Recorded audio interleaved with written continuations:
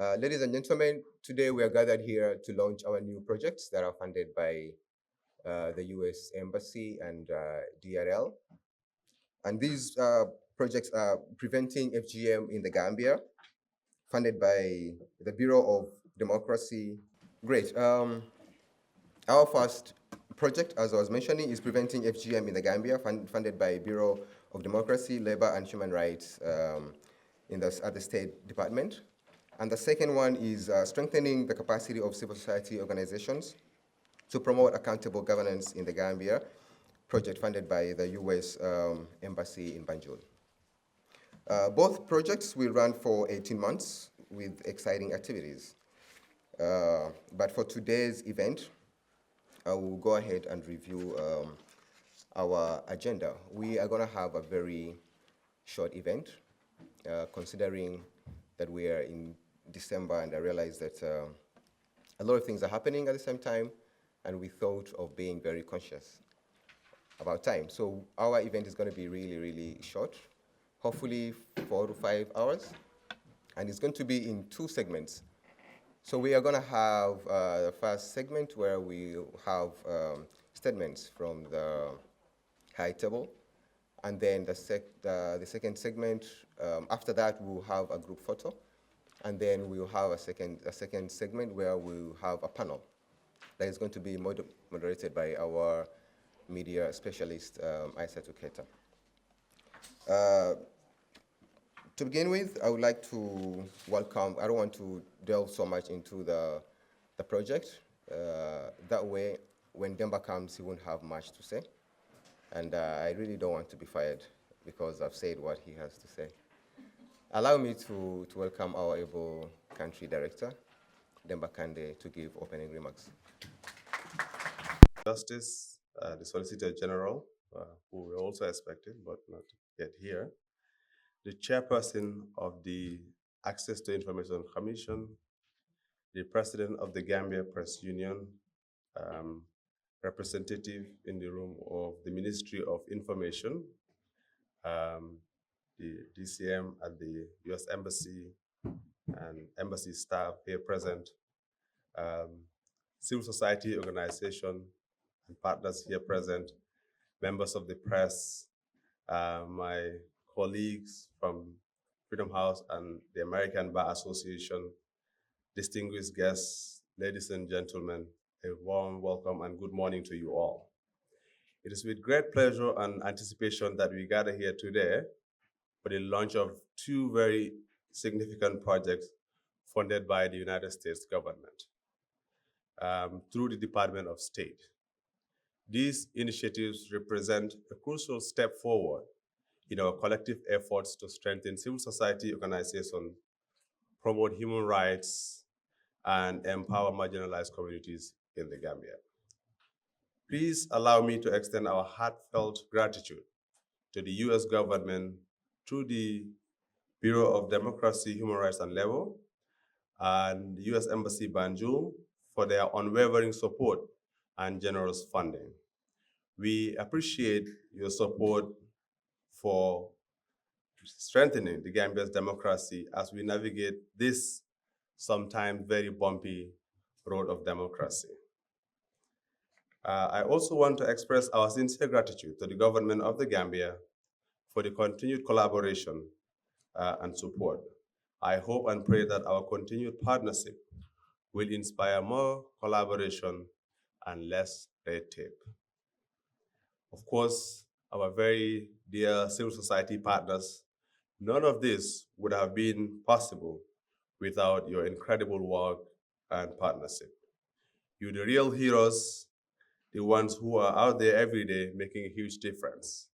Together, we can overcome all the challenges and build a brighter future for our dear motherland, the Gambia.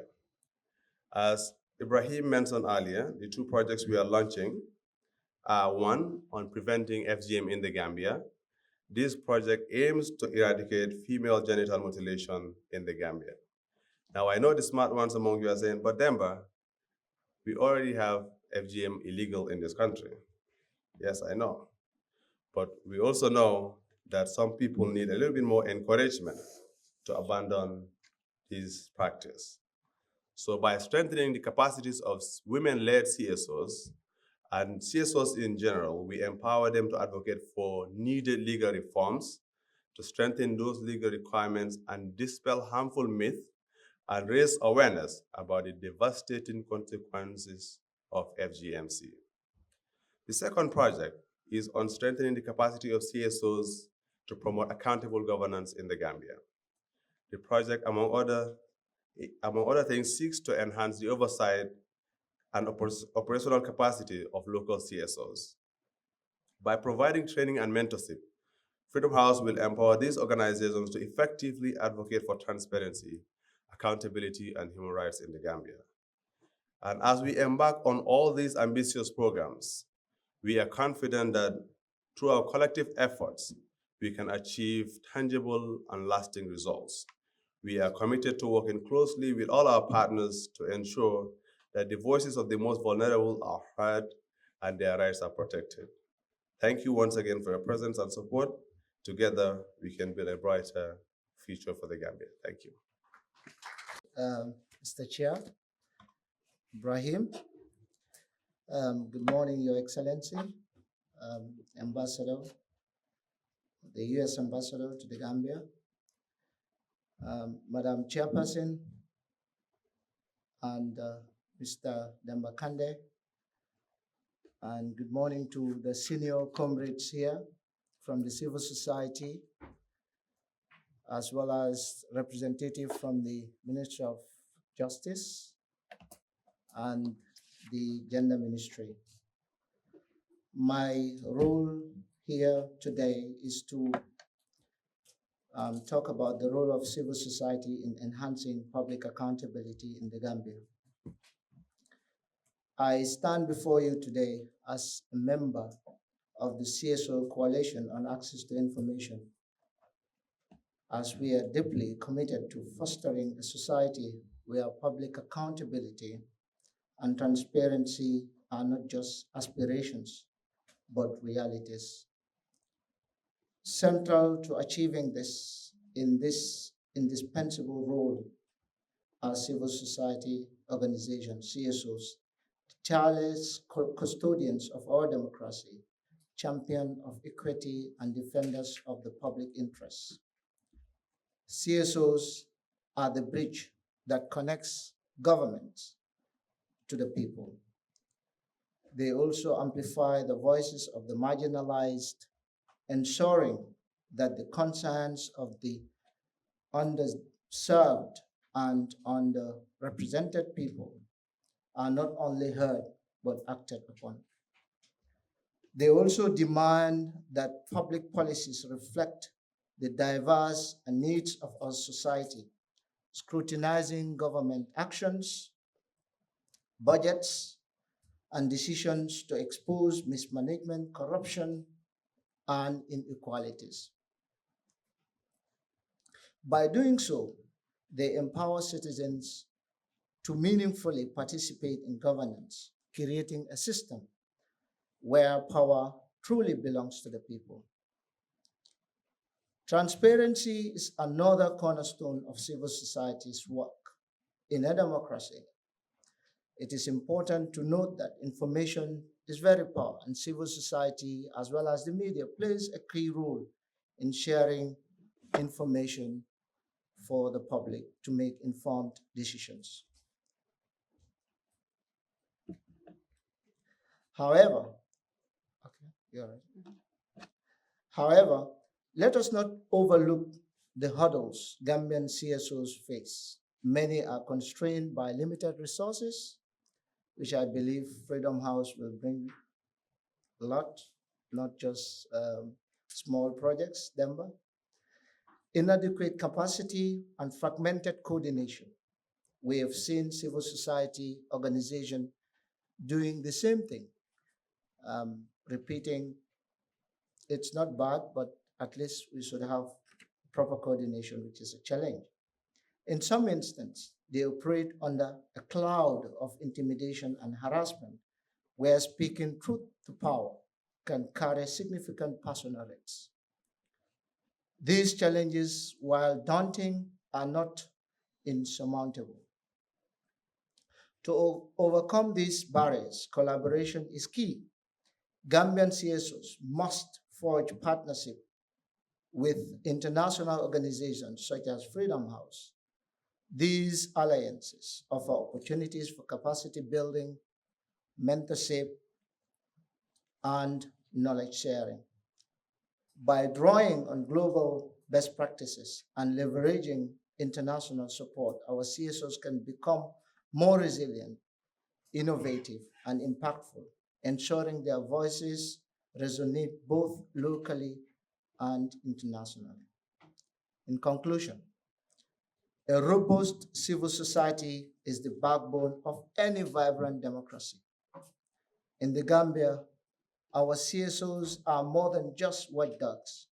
They are architects of accountability, transparency, and equity. As we strive for just and transparent society, let us recognize and support their indispensable contribution. Together, let us build a Gambia where accountability is the norm, transparency is given, and the voices of all citizens are valued and respected. Thank you all for your kind attention. Ambassador to the Gambia, Sharon Cromer, Country Director, Freedom House, Tembakande, the Gambia Press Union, Mohamed Ba, Chairperson for the National Human Rights, for the Working Group on Government Accountability,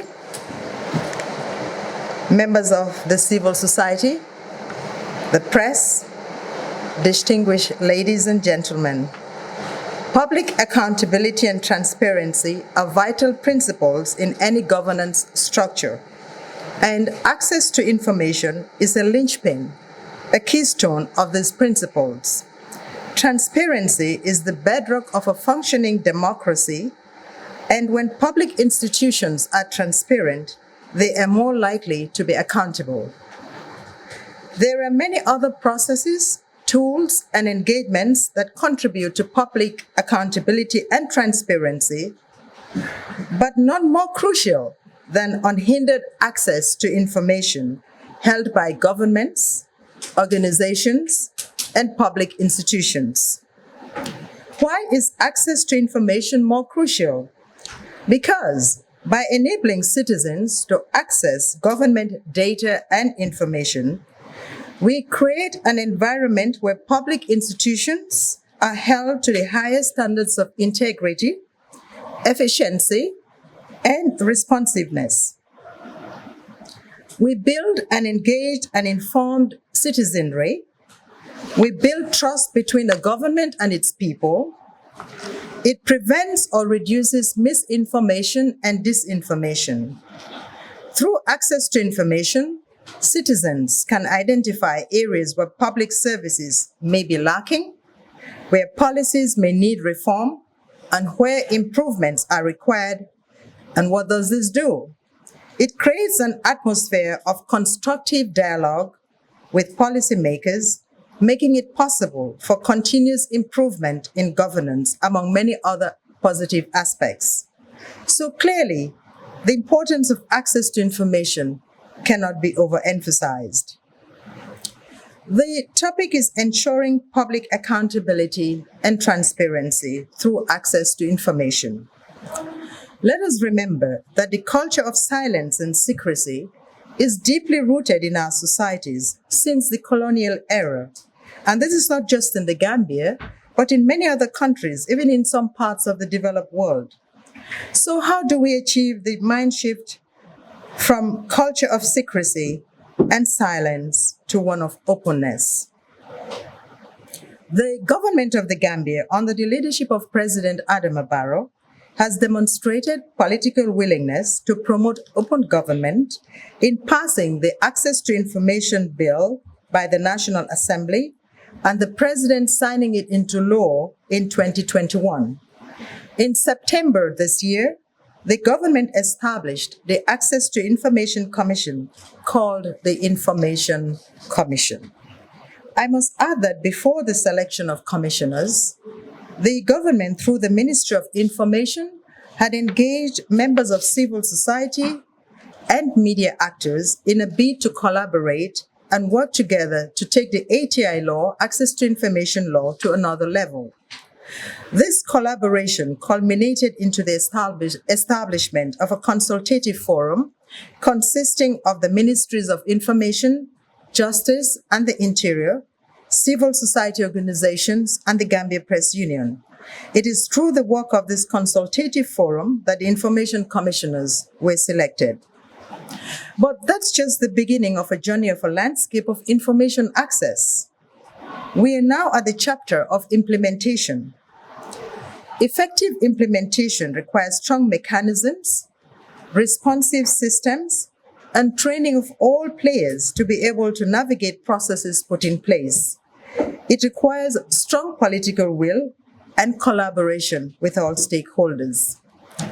And when we talk about access to information, we sometimes limit it to economics, politics, and all of that. But let us remember that access to information is not just for those that are in positions to speak. It is also those that are in remote places that may not even have the opportunity for their voices to be heard. So we as an Information Commission, we have that at the back of our mind, and we know that that is very, very important.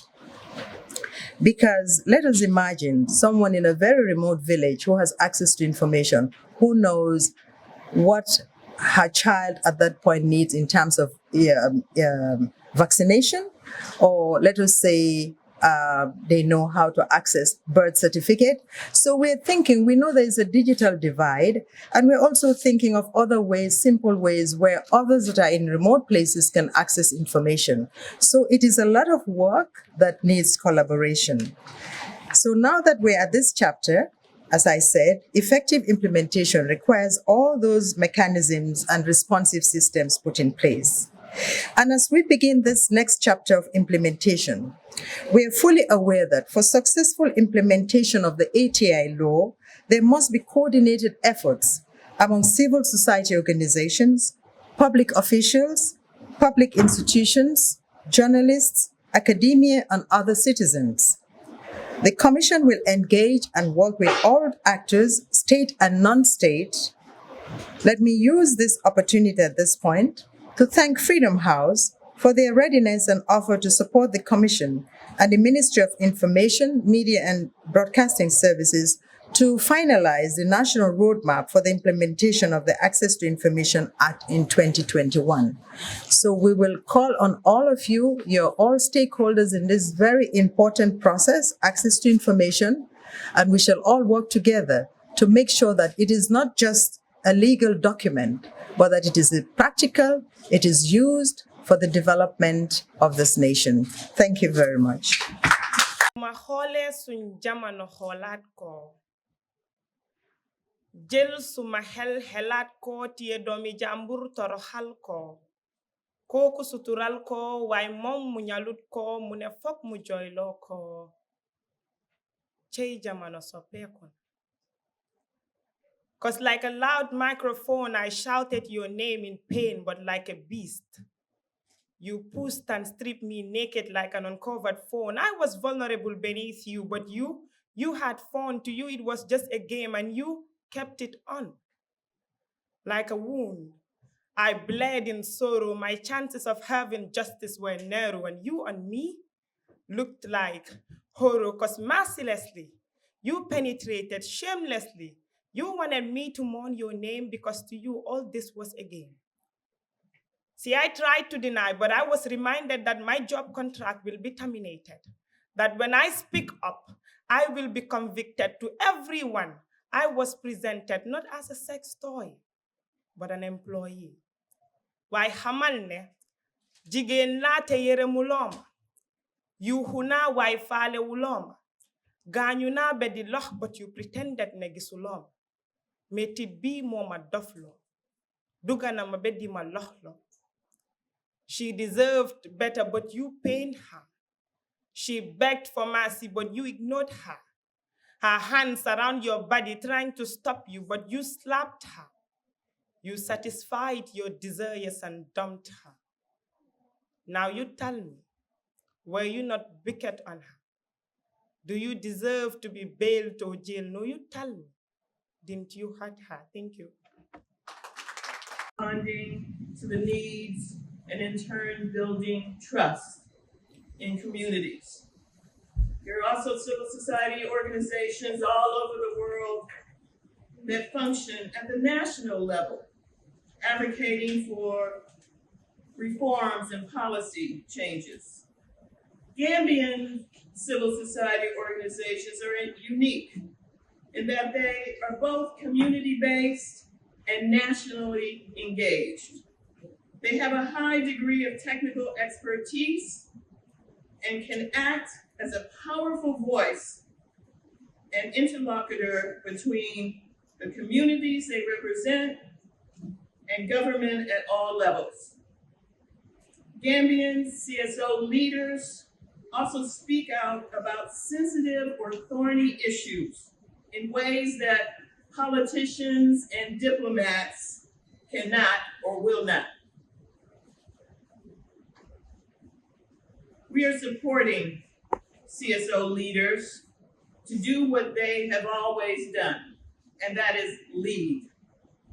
We have heard their call for help to work smarter, more strategically, and more efficiently.